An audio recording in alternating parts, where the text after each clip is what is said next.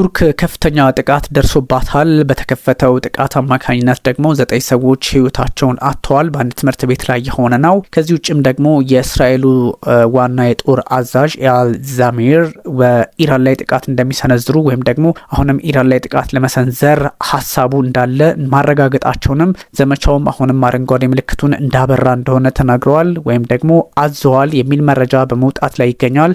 የአሜሪካ ፖለቲከኞች በሆርሙዝ ያለፉት መርከቦች 9 መሆናቸውን ለማረጋገጥ በተሞከረበት አጋጣሚ ከኢራን ጋር ግንኙነት ያላቸው መርከቦች በምንም ሁኔታ ሊያልፉ አይችሉም የሚል መረጃ አጋርተዋል። ከዛ ውጭ ደግሞ ዓለማችን ላይ ከመካከለኛው ምስራቅና ከቱርኩ ጥቃት ጋር በተገናኘ ምን አዲስ ነገር አለ የሚሉትን ሰፋ አድርጌ ነግራችኋለሁ። አብራችሁን ሁኑ። ሰበር ዜና ነው። ቱርክ ያልተለመደ ድርጊት እየተፈጸመባት ነው። ያለመደችውን ጉዳዮች በማስተናገድ ሂደት ላይ ናት። ሁለተኛው ጥቃት ከባድ ጥቃት ተሰንዝሮ በትምህርት ቤት ላይ ማለት ነው። አሁን ህይወታቸውን ያጡ ሰዎች ቁጥር 9 ሆኗል። ቢያንስ 9 ሰዎች ህይወታቸውን አጥተዋል። በቱርክ ትምህርት ቤት ላይ የተፈጸመ ጥቃት ነው ለሁለተኛ ጊዜ። ይህ ማለት በ24 ሰዓታት ውስጥ ነው ሁለተኛው ከባድ ጥቃት ተሰንዝሯል። ይሄኛው የትላንቱ እንደምታስታውሱት 16 ሰዎች ነበር የተጎዱት። አሁን ግን 9 ሰዎች ህይወታቸውን ያጡበት ሆኖ ተመዝግቧል። ቱርክ ምን ገጠማት? ቱርክ ምን እየደረሰባት ነው? ቱርክ እንዲህ አይነት ነገሮች በትምህርት ቤቶች ምን ነው በዛባት የሚል ጥያቄም በስፋት እየተነሳ ይገኛል። ካለው የፖለቲካ ሁኔታና ወጣቶች ምን አይነት የፖለቲካ አውድ ውስጥ ቢገቡ ወይም ደግሞ ምን አይነት ተስፋ መቁረጥ ውስጥና ጥላቻ ውስጥ ቢገቡ ነው ይሄን አይነት ጥቃት እየሰነዘሩ የሚገኙት የሚል ሀሳቦች በመነሳት ላይ ይገኛሉ። 8 ተማሪዎችና አንድ መምህር ናቸው ህይወታቸውን ያጡት በደቡባዊ ማዕከላዊ ፕሮቪንስ በሚባል ወይም ደግሞ አጠራሩ እንግዲህ ችኛዋ ግዛት ካህራማና ማራስ በመባል ትታወቃለች። የሀገሪቱ የውስጥ ጉዳይ ሚኒስቴር መስሪያ ቤት ነው ይህን ያስታወቀው እና ሀገሪቱ በከፍተኛ ተጠንቀቅ ላይ ትገኛለች። ያልተለመደ ድርጊት እየሆነ መጥቷል። ምክንያቱም ከዚህ ቀደም በቱርክ ትምህርት ቤቶች ላይ እንዲህ አይነት ጥቃት አይታዩም ነበር። አሁን ግን በ24 ሰዓታት ውስጥ 2 አደገኛ ጥቃቶች መሰንዘራቸው አሁን ደግሞ የተሰነዘረው ከሰዓታት በፊት እጅግ አስቸጋሪና ብዙዎችን በከባዱ ጉዳቱ ውስጥ ያስገባ ህይወታቸውን የቀጠፈ በመሆኑ አነጋጋሪ ሆኗል። እንግዲህ ይህን ጥቃት የሰነዘረው ተማሪ ነው። ተማሪ ከመሆኑም ባሻገር እንግዲህ 9 ሰዎች አንዱን መምህር ጨምሮ 8 ተማሪዎች ህይወታቸውን እንዲያጡ አድርገዋል። ይሄ ምንድነው የሚል ጥያቄ እየተነሳ ነው። የራሱን አጋሮች ነው እንግዲህ ወይም ደግሞ ፌሎ ፐብሊስ ናቸው የህይወታቸውን ያጡትና እጅግ አስቸጋሪ ነው። 13 የሚሆኑት እንግዲህ ያ ማለት ወንድ ሊሆኑት የተጎዱት ማለት ነው። አትሊስት 13 ሰዎች ናቸው በሚድል ስኩል አካባቢ ማለት ነው። በደቡባዊ ማዕከላዊ ቱርክ ሳውት ሴንትራል ተርኪ የሆነ ነው። ይህ ትንሽ አስቸጋሪ ነው። የሀገሪቱ ባለስልጣናትም ምንድነው የመጣብን ወረርሽኝ የሚል ጥያቄ በማንሳት ላይ ይገኛሉ። ረቡዕ ዛሬ የተፈጸመ ጥቃት ነው። እንግዲህ ፕሮቪንሷ ቀደም ሲል የነገርኳችሁ ናት። ካህራማና ማራስ በመባል ትታወቃለች። እንግዲህ የተሰነዘረው ጥቃት በተማሪ አማካኝነት ነው። እንግዲህ የከተማዋ ጋቨርነር ወይም ደግሞ ገዢ ሙከረም ዩኑሉረ ይባላሉ። እሳቸው እንግዲህ በግልጽ አስቀምጠዋል። ዘ አታከር ወዝ ኦልሶ ዴድ ይላል። ራሱን ጥቃቱን የሰነዘረውን ተማሪም እንግዲህ ህይወቱን አጥቷል ማለት ነው። እንደዚህ አይነት ነገሮች 9 ሰዎች ህይወታቸውን ማጣታቸውና 13 ሰዎች ተጎዱ የሚል መረጃ ማጋራታችን በጣም እንጸጸታለን በሚል የሀገሪቱ እንግዲህ የውስጥ ሚኒስቴር መስሪያ ቤት ሚኒስትሩ ሙስጠፋ ሴፍቴሲ ሀሳብ ሰጥተዋል። 6ቱ እንግዲህ ከተጎዱት መካከል ማለት ነው ከ13ቱ 6ቱ ከረንትሊ በአይሲዩ ውስጥ እንደሚገኙ ወይም ደግሞ ኢንተንሲቭ ኬር ውስጥ እንዳሉ ተናግሯል። 3ኛው ደግሞ በክሪቲካል ኮንዲሽን ነው ያሉት። ያ ማለት እንግዲህ እጅግ በነፍስ ውጭ ነፍስ ግቢ ላይ እንዳሉ የሚጠቁም ነው ማለት ነው። ስለዚህ ከንቲባው አሁንም ይህን አይነት ጥቃት የፈጸመው ግለሰብ ወይም ደግሞ ተማሪ have used guns that are belong to his father የአባቱ እንደሆነ ነው የተነገረው። የአባቱን እንዴት አገኘው፣ በምን ምክንያት፣ አባቱስ ምን አይነት ባክግራውንድ አላቸው የሚለውን ማጣራትም ያስፈልጋል እየተባለ ይገኛል። የቀድሞ የፖሊስ ኦፊሰር ናቸው እንግዲህ አባቱ ማለት ነው። እንደዚህ አይነት ጥያቄዎች በሚነሱበት አጋጣሚ በሀገሪቱ ላይ ጥቃቶች እየበረቱ መጥተዋል። ተማሪዎቹ እንግዲህ ዊፐኑን በባክፓክ አማካኝነት ይዞት እንደገባ ወደ 2 ክላስሩም ማለት ነው ከዛ ራንደምሊ ተኩስ ነው እየከፈተውና እንግዲህ እንደዚህ አይነት ሁኔታዎች ሲፈጠሩ መንግስት ዝግጅት ያስፈልገዋል ተብሎ ይታሰባል። በኢስታንቡልም ያሉ በአንካራም ያሉ ፖለቲከኞች አሁን ጥንቃቄ ማድረግ ጀምሯል የተባለ ነው። እንግዲህ ጥቃቱን የሰነዘረው the shooting is the country's second school attack in 2 days በሁለት ቀን ውስጥ ይላል።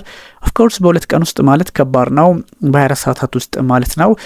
እንግዲህ ቱስዴይም ጥቃት ላይ ተሰንዝሮ ነበረ። ዛሬ ረቡዕም እንደዚሁ ጥቃት ተሰነዘረ። የቱስዴዩ በተለይም ደግሞ ሃይስኩል ላይ በሳን ሉራፋ በሚባል ግዛት ላይ የተፈጸመ ጥቃት ነበረ በደቡባዊ ምስራቅ የሀገሪቱ አካባቢ። እንደምታስታውሱት 16 ሰዎችን ጎድቶ ነበረ።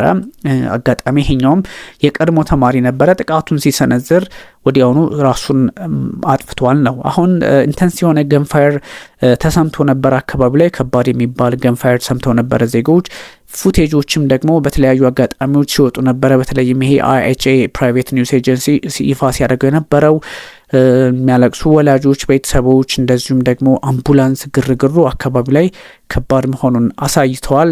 አካባቢ ላይ የነበሩ ሰዎች፣ ሚዲያዎች ደግሞ ኢንተንስ የሆነ ገንፋየር ሲደመጥ እንደነበር አስቀምጠዋል። ፖሊስ ሴኩሪቲውን አካባቢ ላይ ለማጠናከር ሞክረዋልና እንደዚህ አይነት ጉዳዮች ፉቴጆች በጣም አስቸጋሪ በሆነ መንገድ እየተመለከቱ ይገኛል። ጀስቲስ ሚኒስትሩ አኪን ይባላሉ ወይም ደግሞ አኪን ጉርላክ ይባላሉ።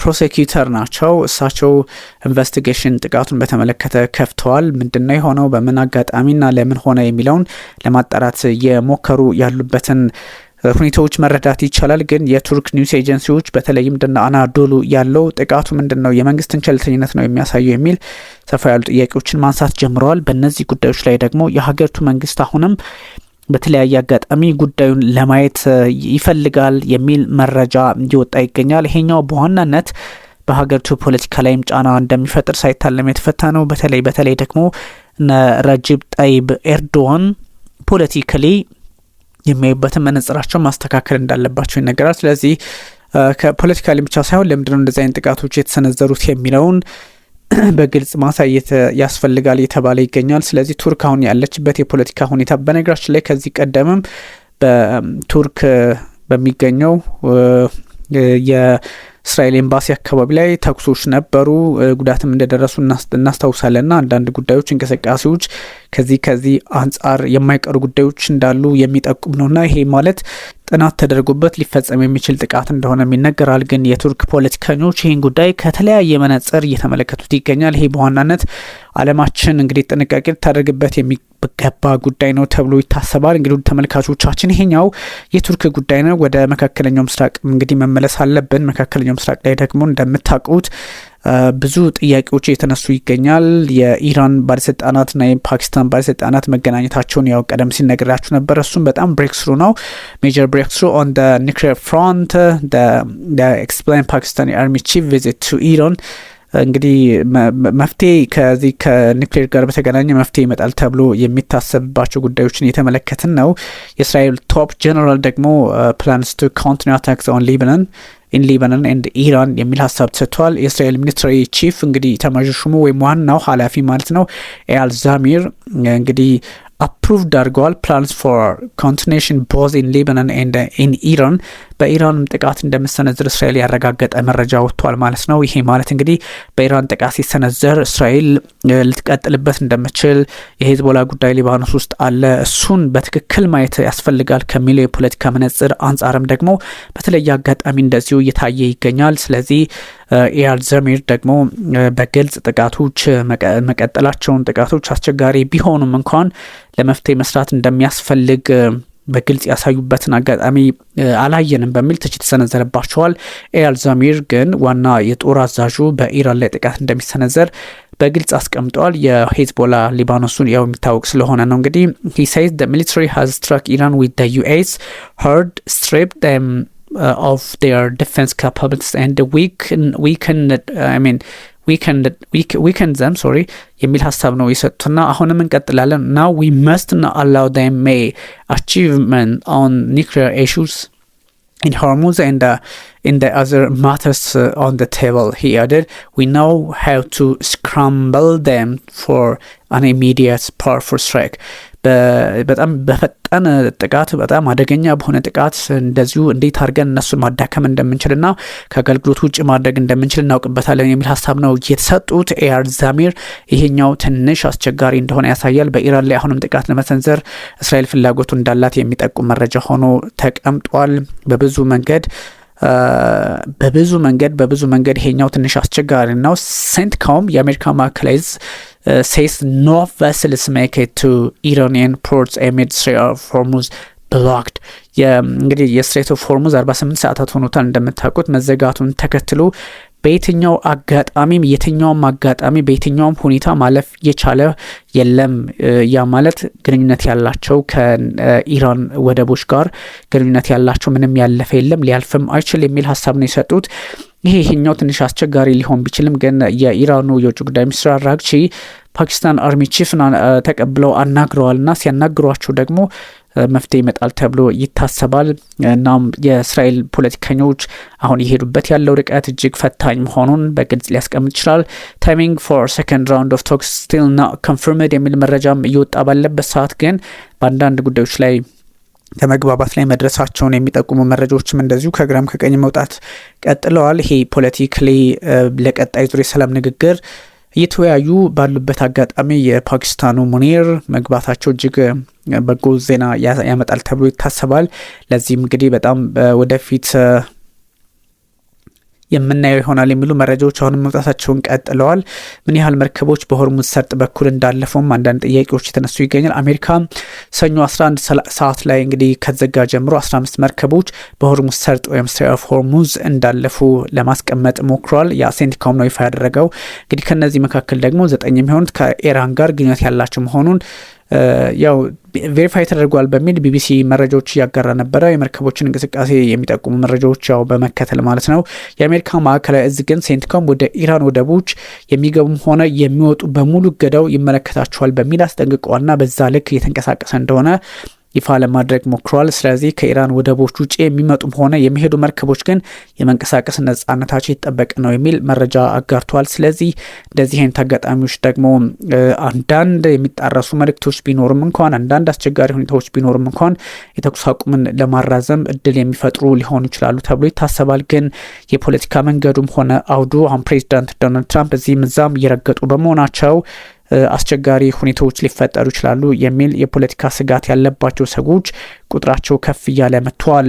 ግን ፕሬዚዳንት ዶናልድ ትራምፕ ደግሞ ብዙ ጥያቄዎችን የሚያነሱ ሰው እየሆኑ ይገኛል። አሁን መግለጫ ሲሰጥ ነበረ ሊቪስ በተለይም ካሮላይን ሌቪት የተለያዩ ጥያቄዎች ሲነሳላቸው ነበረ። ኢራኒያን ፖርት ብሎኬጅ ነው ፉሊ ኢምፕሊመንትድ የሚል መግለጫ ሰጥተዋል። የዋይት ሀውስ ፕሬስ ሴክሬታሪ ናቸው ካሮላይን ሌቪት። እንደምታውቁት እሳቸው ይህን በግልጽ ሀሳባቸውን አስቀምጠዋል ነው እውነትም ችግር እንዳለ ይጠቁማል።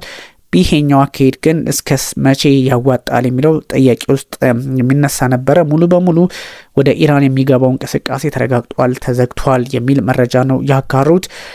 በተለይም ደግሞ የፋይናንስ ሚኒስትሩ ማለት weavers allowing purchase of Russia and Iranian oil will not be renewed የሚል ሀሳብ ነው ቢሰንት የሰጡት። ቢሰንት ማለት የግምጃ ቤት ሚኒስትሩ ወይም ደግሞ ኃላፊ ናቸው።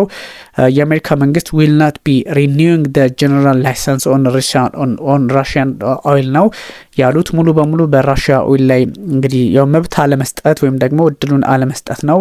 ብዙ ፖለቲካዊ ሂደቶች እንዳሉ ግን ለመጠቆም አያስገድድም። ኦፕሬሽን ኢኮኖሚክ ፊውሪ በማለት መጥቷል። ከዚህ በፊት ኦፕሬሽን ፊውሪ ነበር የሚባለው፣ አሁን ኢኮኖሚክ ፊውሪ ወደ ማለትም ቀይሮታልና ፖለቲካው እዚህም እዛም እንግዲህ የመርገጥ ነገሮች እንዳሉ ለመገመት አያዳግትም። የዋይት ሀውስ ብሪፊንግም ከዚህ ከፖለቲካውን ባሻገር ከኢኮኖሚው አንጻር ብዙ ጉዳዮችን የዳሰሰ ቀጥሏል። እነዚህን ጉዳዮች በስፋት ማየት ይፈልጋል።